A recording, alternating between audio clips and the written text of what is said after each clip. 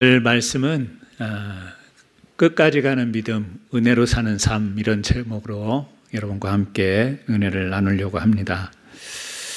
믿음을 지키면서 우리가 한평생 산다라고 하는 것, 그것은 참으로 귀한 것이고 소중한 것입니다. 오늘 말씀인 사무엘상 12장은 사무엘 선지자가 이스라엘 백성 앞에서 자신의 지도자직을 마무리하면서 고별 설교하는 것 같은, 신약에 보면 바울이 그러듯이 이 고별 설교와 같은 마지막에 당부요, 권고요, 설교와 같은 그런 메시지가 바로 우리 사무엘상 12장에 나와 있습니다. 마지막 그러면 특히 우리 사람에게 마지막 당부, 마지막 설교 그러면 얼마나 진정성이 담겨 있겠어요. 평생을 다해서 마지막에 이르렀을 때 사람들에게 전하고 싶은 메시지, 자신의 삶의 경험이 있고 이 경륜을 담아서 말하고자 하는 것일 겁니다. 사무엘이 하나님과 백성 사이에서 지금 정말 전하고 싶은 메시지를 전하는 내용이 바로 오늘 내용 가운데 나오고 있는 말씀이에요. 그것을 압축해서 한 절을 꼽으라고 하면 오늘 우리가 읽었던 12장 24절의 말씀입니다.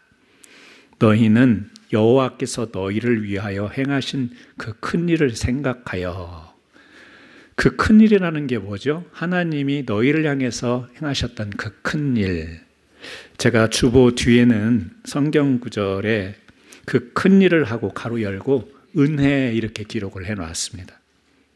오직 그를 경외하며 너희 마음을 다하여 진실이 섬기라 그랬는데, 진실이 섬기라 그 옆에 가로 열고 끝까지 가는 길, 제가 그렇게 해석을 달아놨습니다. 사무엘이 지금 이스라엘 백성들에게, 이 시기는 어떤 시기냐면 사사시대에서 왕정시대로 체제가 바뀌는 그때예요. 그때 사무엘이 이스라엘 백성들에게 마지막으로 당부하는 핵심적인 이 구절인데 두 가지를 이야기하잖아요. 하나는 하나님의 은혜를 기억하라라는 내용이고, 하나는 그 은혜를 받아 그 믿음을 끝까지 지키고 가라. 그것이 우리가 사는 길이다. 지금 그 이야기를 하는 것입니다.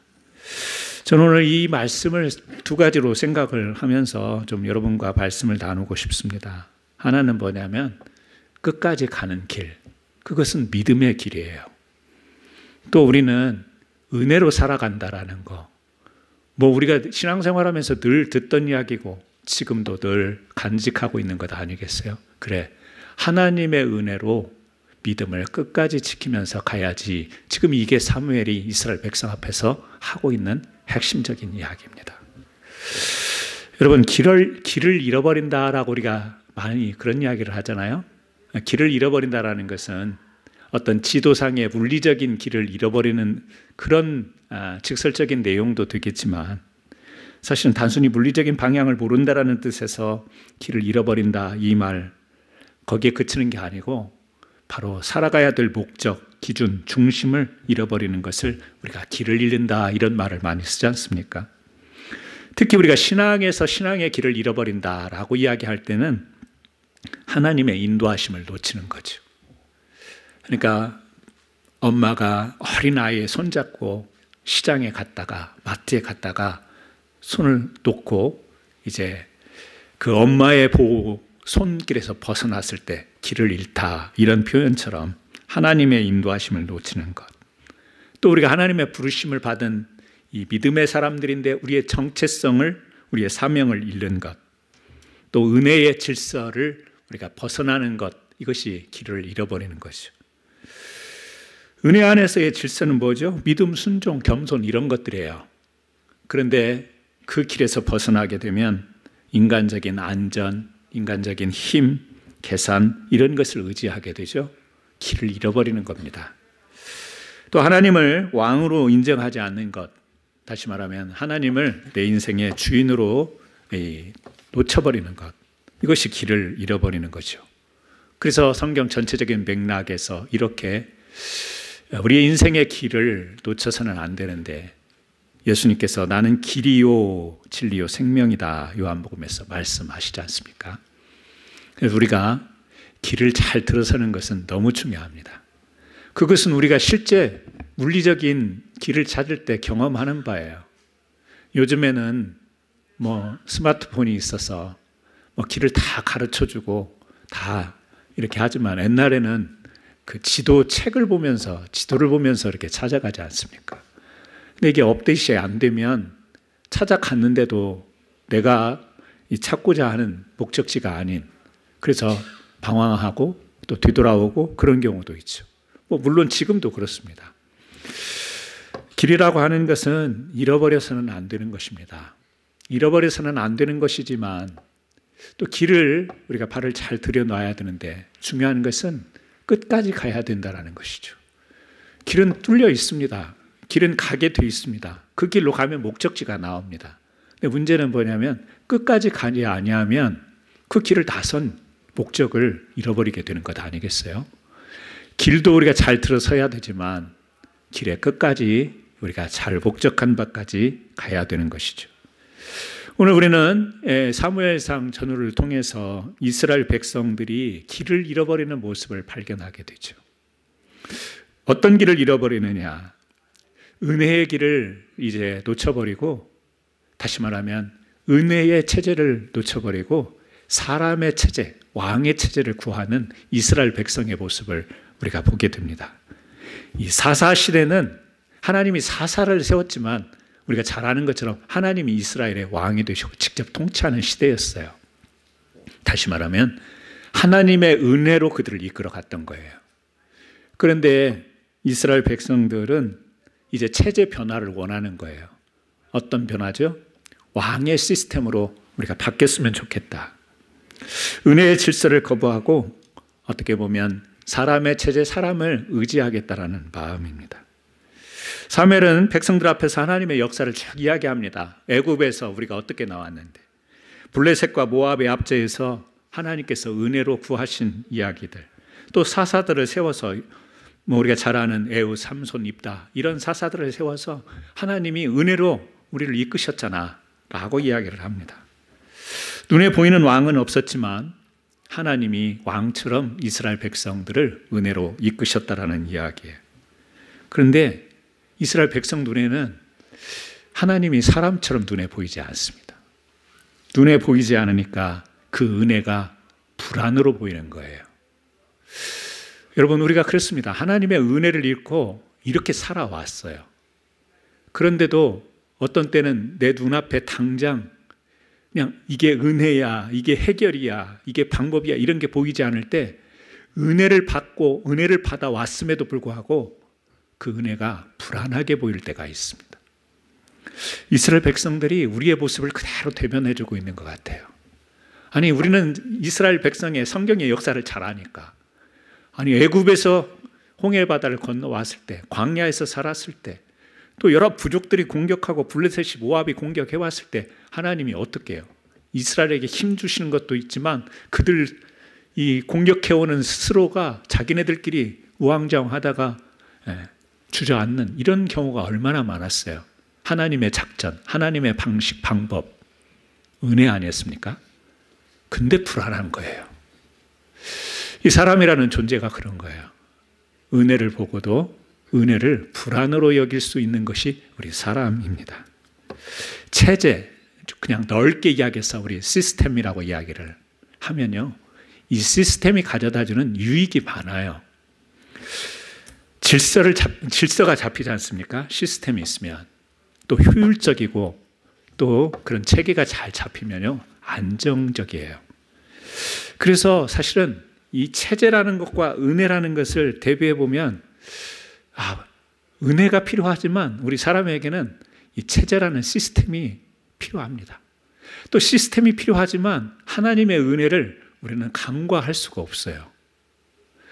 지금 사무엘이 하는 이야기는 너희가 왕을 구하여서 사람의 시스템을 구축해서 너희들이 평안하고 잘 살 것 같냐? 라고 지금 이야기를 하는데, 하나님은 이 왕을 구하는 이스라엘 백성들에게 심판하시며 벌하시며 사람의 체제는 안 돼, 그렇게 하지 않고 허락해 주잖아요. 왕정 정치를, 왕정 체계를 허락을 해줘요.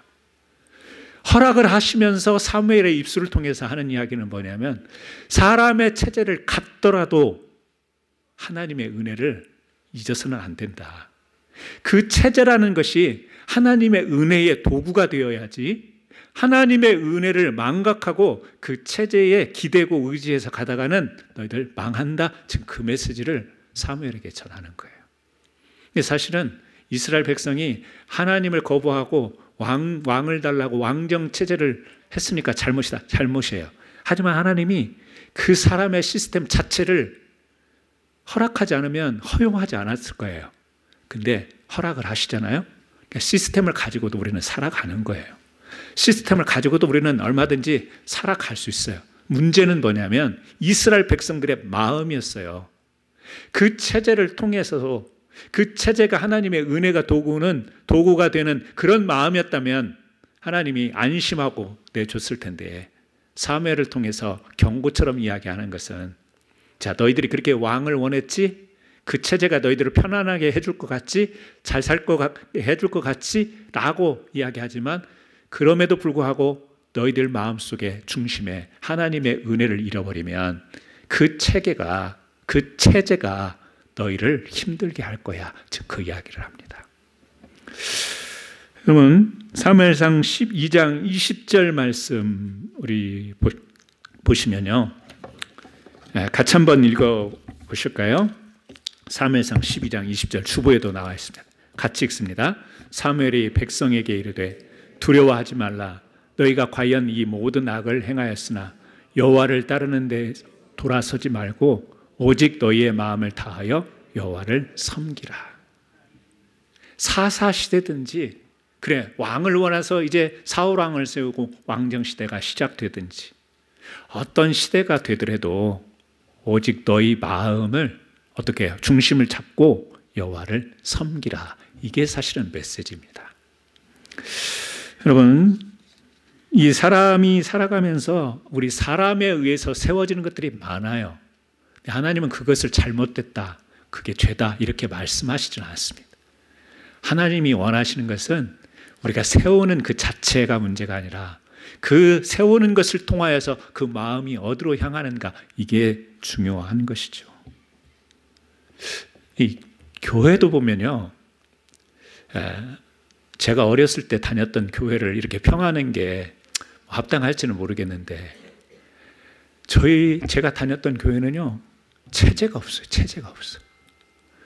조직도 질서도 행정도 지금 생각해 보면 그냥 꽝이었던 것 같아요. 뭐가 이렇게 교회의 조직이나 질서나 이런 게 막 별로 분명해 보이지가 않아요.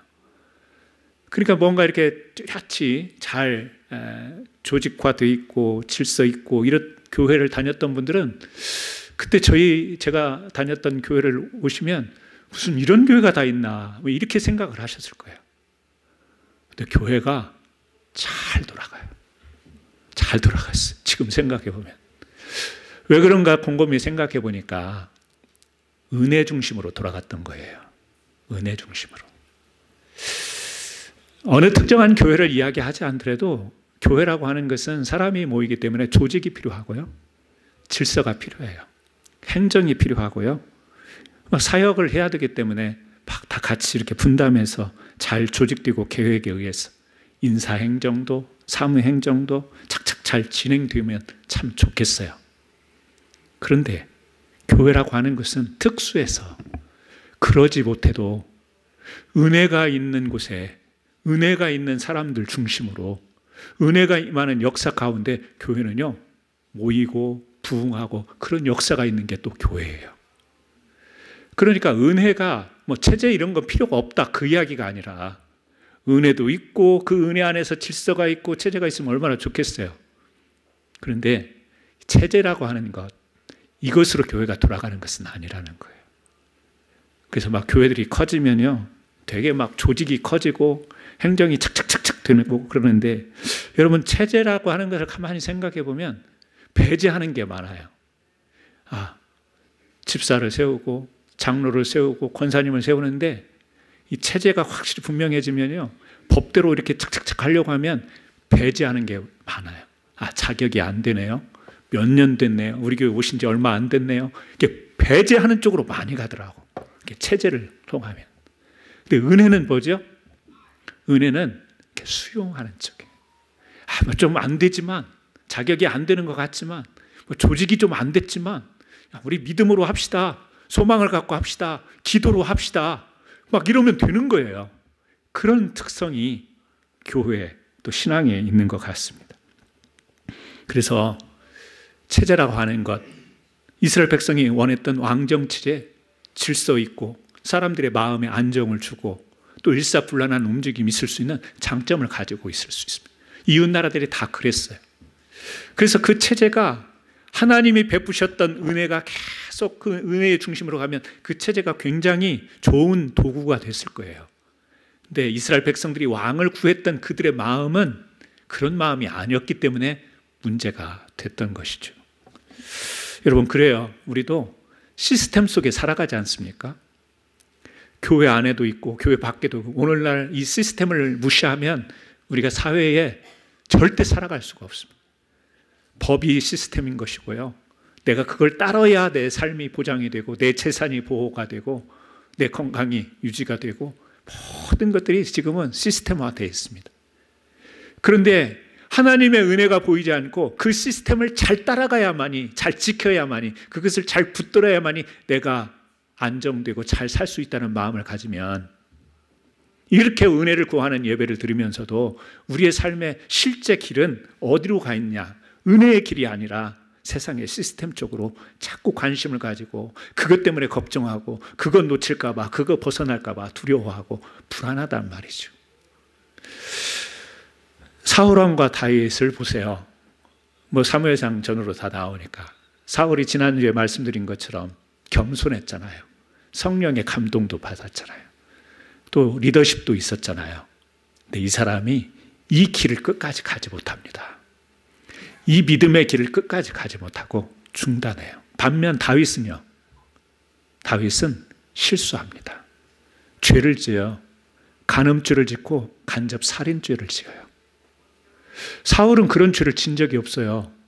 사울은 그런 음란한 죄를 지지 않았습니다. 근데 다윗은 죄질로 보면 그런 더 안 좋은 죄를 범해요. 근데 다윗은 끝까지 믿음의 길을 가잖아요. 그 믿음을 유산으로 남겨주잖아요. 왜 그렇죠? 과정 속에서 허물있고 실수는 있었지만 하나님의 은혜로 회개하니 그 하나님의 그 눈물의 회개를 받아주시고 그 믿음으로 끝까지 가도록 하시잖아요. 여러분, 이 끝까지 가는 믿음이 중요해요. 완전해서 끝까지 가는 게 아니에요. 뒷걸음치기도 하고 주저앉기도 하고 망하는 것처럼 그렇게 돼버렸지만 그럼에도 놓지 않는 거예요. 뭐예요? 하나님의 은혜가 아니면 내가 살 수가 없는데, 내가 일어날 수가 없는데, 내 면목이 없는데, 사람들 앞에서 내 얼굴을 내세울 수가 없는데, 그런 처짐에도 하나님이 붙들어 주시고 하나님이 은혜를 주시면 끝까지 가는 믿음, 이게 사무엘서에서 보여주는 사울과 다윗의 모습이에요. 사울은 중간에 그 가던 길을 멈추게 돼요. 다윗은 실수가 있었지만, 좋지 않은 모습이 있지만 끝까지 가는 믿음. 저는 우리 성도님들이 삶 자체가 완벽하지 않더라도, 우리가 허물로 얼룩져 있어도 끝까지 가는 믿음의 사람들이 되었으면 참 좋겠습니다. 끝까지 가는 믿음. 그래서 다윗은 이런 고백을 하잖아요. 시편에서 내 잔이 넘치나이다. 넘친다라는 것은 과분하여 흘러 넘치는 거예요. 여러분, 다윗이 자격이 있어서가 아니라 은혜가 너무 커서 흘러 넘치는. 여러분, 우리를 유지시켜주는 게 뭐예요? 나를 나되게 유지시켜주는 게 뭘까요? 자존심이 나를 지켜줄 것 같은데요. 그래서 내 자존심이 건드려지면 우리 펄컥 하잖아요. 근데 그게 나를 지켜주는 게 아니지 않습니까? 사회안전보장제도, 건강보험도 주고 은퇴연금도 주고 이게 우리를 지켜줘요? 어느 정도는 지켜줄 수 있겠죠. 권위가 아닙니다. 우리 믿음의 사람들은 한마디로 고백하는데 은혜가 우리를 지켜주는 줄 믿습니다. 하나님의 은혜. 우리 어머니들, 아버지들, 또 어머니, 아버지, 생존해 계시고 돌아가신 어머니, 아버지를 생각하지만 어느새 우리가 아버지, 어머니가 돼 있고 어느새 할아버지, 할머니가 돼 있는데 지금까지 여러분 살아온 길이 우리가 최선을 다한 우리의 능력도 있지만 우리의 능력은 도구였어요. 결국에는 하나님의 은혜였고 앞으로 걸어갈 길 역시 하나님의 은혜가 우리의 가진 재능과 능력에 덧입혀져야만이 우리가 끝까지 이 믿음의 길을 갈 수 있는 줄 믿습니다. 바울이 그런 고백을 하잖아요. 나는 선한 싸움을 싸우고 달려갈 길을 마치고 믿음을 지켰노라. 바울은 자식이 없었어요. 믿음의 후배들이 있을 뿐이죠. 여러분, 나는 선한 싸움을 싸우고 달려갈 길을 마치고 믿음을 지켰노라가 여러분들의 유언이 됐으면 좋겠어요. 이것이 우리 자식들에게 재산은 못 물려주더라도 신앙의 유산이 되었으면 좋겠습니다. 야, 내가 힘들었어도 비록 미국 와서 그 고생길을 하고 또 어느 정도 살만한 길을 살고 너희들 이렇게 다 장성하고 손자 손녀들 키우고 이렇게 된 것 참 하나님의 은혜였고 내가 이것을 감사할 수 있는 이 끝까지 이렇게 올 수 있는 것 너무나도 하나님께 감사한다. 이것이 자녀들에게 유산이 되는 믿음의 고백이 됐으면 참 좋겠습니다. 잠언서 16장 31절에 백발은 영화의 면류관이라 의로운 길에 얻으리라. 백발은 영화의 면류관이다. 백발이 있으신 분들은 영화의 면류관을 쓰신 줄 믿습니다. 저는 그 면류관을 잠시 내려놨어요. 염색을 해가지고 박충근 집사님 사진, 옛날 사진 오늘 주셔갖고 봤는데 제가 처음 왔을 때 희끗희끗 했는데요. 면류관을 잠시 내려놓고 저는 지금 백발이 아닌 것처럼 보여요. 머리에 희고 색깔의 문제가 아니라 그만큼 우리가 살아가는 세월이 이제 하루하루 더해지면서 이 땅에서의 삶이 이제 마감이 다가오는 길인데요. 면류관과 의의 길을 이야기를 하지 않습니까? 의의 길, 끝까지 가는 길. 그 길이 뭐예요? 이 땅에서 주어진 하늘에서의 면류관이 있지만 이 땅에서 우리의 면류관, 믿음의 길, 의의 길을 끝까지 걸어가는 것입니다. 쪼글쪼글해졌어도 여러분 우리가 무릎 꿇어서 기도하던 자리, 예배하던 자리, 봉사하던 자리 그 모든 것들이 여러분의 면류관이고 그 면류관 그것이 여러분들의 걸어온 길의 증거가 되는 거예요. 여러분 오늘 살아가면서 우리가 자꾸 이스라엘 백성만큼은 아니지만 이 은혜를 알면서도 자꾸 은혜 앞에 덧입혀진 시스템 때문에 불안합니까? 저도 걱정이 돼요. 요즘에는 이제 한국도 노인의 나이를 70세로 올린다고 그러잖아요. 65세에서 이제 65세는 노인이 아니에요. 70세부터 이제 노인이 되는 거예요. 그 말은 연금도 이제 그때부터 준다라는 이야기거든요. 불안해요. 앞으로 이 노후가 어쩔지 은혜로 지금까지 살아왔으면서. 아니 지금까지 살아온 것은 제가 뭐가 있어서 살아왔나요? 은혜로 살아왔는데 앞으로도 하나님의 은혜로 살아갈 건데 그럼에도요. 자꾸 뉴스를 보면 이 사회의 시스템 때문에 걱정이 되고 불안해요. 사람이 이렇게 사람의 생각, 내 생각에 가둬요. 옛날 이야기 같은데 고전 같은 이야기인데 저는 최근에 들어서 되게 재밌었어요. 어떤 젊은 아가씨가 버스를 타고 한국 이야기겠죠. 버스를 타고 가는데 자꾸 배에 가스가 차는 거예요. 방귀를 뀌고 싶은데 그제서 끼면 사람들이 다 망신하닐 거예요. 이거 막 배는 가스는 차오르고 어떡하지 하는데 마침 차에서 음악이 나오는데 빰빰빰빰 빰빰빰빰 그래서 야 밤에 맞춰서 딱 끼면 사람들이 모르겠지 하고 빰빰빰빰 할 때 맞춰서 팡 꼈어. 근데 모를 줄 알았는데 사람들이 자기를 다 쳐다보는 거야. 알고 봤더니 자기가 이어폰을 끼고 있는 거예요. 그냥 이어폰을 끼고 그 음악이 자기 혼자 들으면서 착각을 한 거예요. 이어폰을 안 끼고 차에서 나오는 소리가 아니라 자기 이어폰에서 나오는 소리인데, 야, 밤밤밤 사람들이 모르겠지 하고 빡 깼는데 사람들이 다 쳐다본 거예요. 참 재밌었어요. 뭘 생각했냐면 내 안에 갇힌 생각들이 있어요. 내가 이렇게 생각하면 이게 맞을 거야. 이렇게 하면 될 거야. 이 생각을 하는 거죠. 저는 사무엘상을 보면서, 오늘 말씀을 보면서 그 생각을 많이 했어요. 은혜.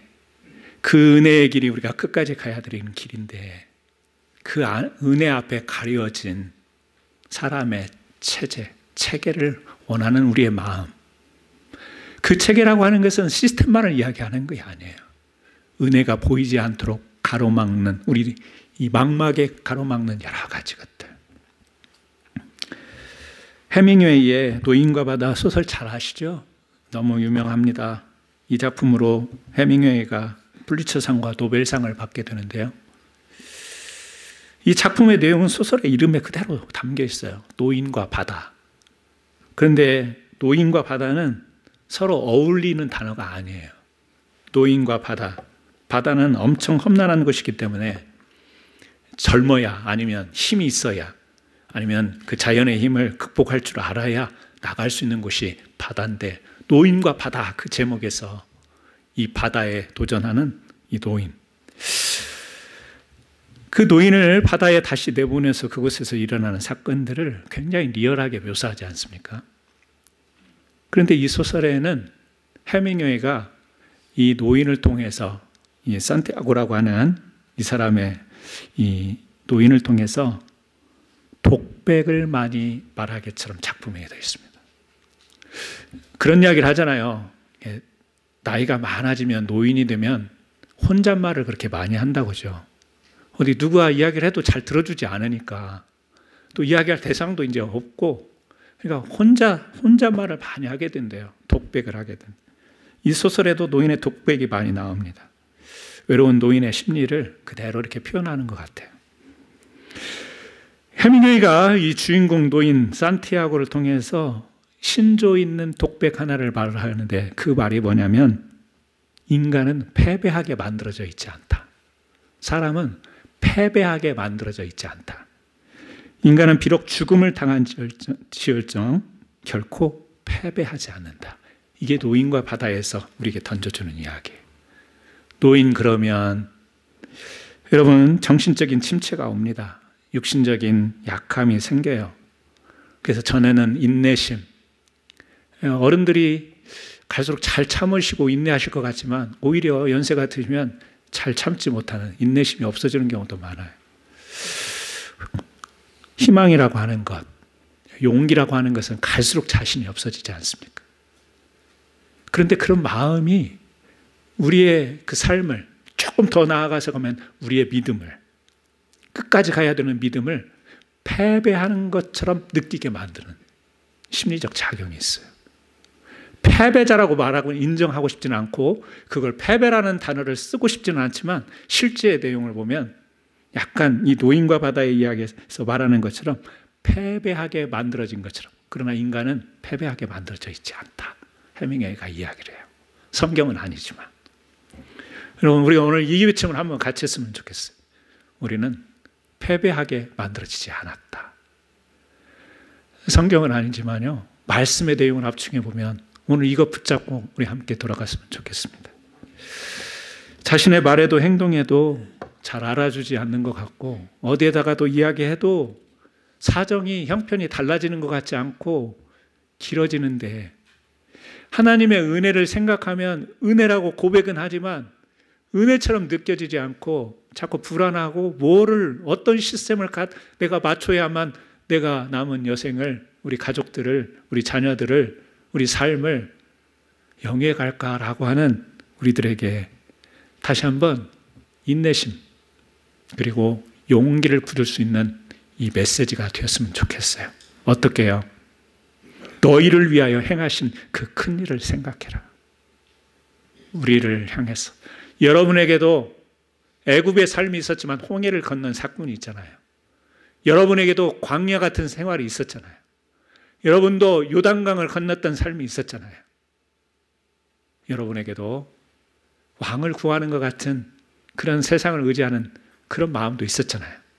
근데 오늘 사무엘을 통해서 우리에게 행하신 큰 일을 생각하여, 은혜를 생각하여 그를 경외하며 너희 마음을 다하여 진실이 섬기라. 끝까지 그 은혜를 붙잡고 믿음으로 살아가라. 우리 어머니들이 이랬으면 좋겠습니다. 우리 아버지들이 이랬으면 좋겠습니까? 여러분이 힘이 날 때, 여러분에게 동력이 일어날 때 그것이 은혜 때문에 일어나요? 아니면 어떤 시스템에 딱 부합되니까 막 힘이 나던가요? 여러분, 끝까지 가는 믿음이 오늘 어버이 주일을 맞이해서 우리 자식들에게 남겨줄 최고의 유산이 되기를 바라고, 그렇다면 오늘 내가 회복해야 될 인내와 용기는 뭔가? 할머니들, 할아버지들, 오늘 여러분들이 용기 내야 될 게 뭐예요? 오늘 용기 내야 될 게 뭐예요? 교회 왔더니 아자 해놓고 집에 가서 픽 쓰러지고요. 운동 좀 하고 하고 또 쓰러지고요. 그럴전정 용기 내십시오. 하나님의 은혜 끝까지 가는 저와 여러분 되기를 주의 이름으로 축원합니다. 오늘 같이 한번 기도했으면 좋겠습니다. 그렇습니다. 하나님, 우리가 연약하고 우리가 세상 속에 살아가지만 끝까지 가는 믿음, 은혜로 사는 삶을 살게 하옵소서. 이 기도를 우리 같이 한번 했으면 좋겠습니다. 이게 우리 이웃에게, 우리 가족에게, 우리 자녀들에게 전해지는 신앙의 유산도 되게 하옵소서. 같이 한번 기도합니다. 사랑과 은혜의 하나님, 오늘 어버이 주일을 맞이해서 우리 믿음으로 살아온 어머니, 아버지들을 생각하며 주님 앞에 기도합니다. 세상의 눈으로는 평범해 보일지 몰라도 그 삶 속에서도, 그 고단한 가운데서도 믿음을 놓지 않고 눈물로 기도하며 가정을 이루어온 우리 사랑하는 성도들을 기억하여 주옵소서. 우리의 노력과 우리의 수고도 있었지만 그때마다 베푸시는 하나님의 은혜를 고백하는 이 시간, 하나님, 앞으로도 우리가 힘들고 어려운 삶의 길, 연약하고 연로한 삶을 살아가지만 계속해서 포기하지 않고 하나님의 은혜를 붙잡으며, 하나님 그 은혜로 세상의 조건과 체제가 아니라 오직 은혜로 사는 이 믿음, 그래서 이 믿음을 바라볼 때 오늘 또 용기 낼 수 있는 우리 어머니, 아버지들이 되게 하여 주옵소서. 예수님의 이름으로